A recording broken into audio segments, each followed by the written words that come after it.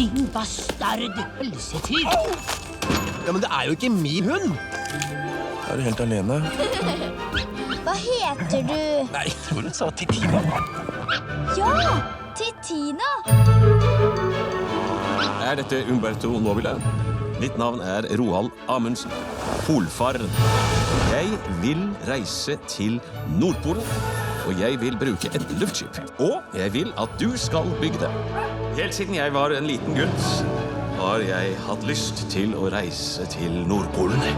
Et sted helt på toppen av kloden, hvor ingen mann har satt sine ben. Tina, kom da! Du har med hunden, ser jeg. Selvfølgelig. All right, boys. Cheese.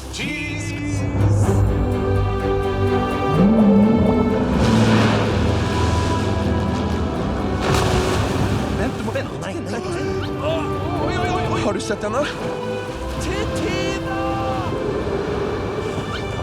Men Titina, da? Hvor har du vært, da?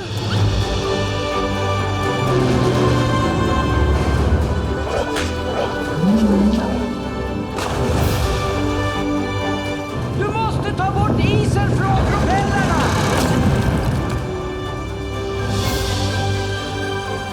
Den nytter ikke. Vinden er altfor sterk. Vi får bare håpe at de holder ut. Nobile, burde du ikke tenke på å snu? Det ser ikke bra ut. Men Roald, er du helt sikker på dette her, da?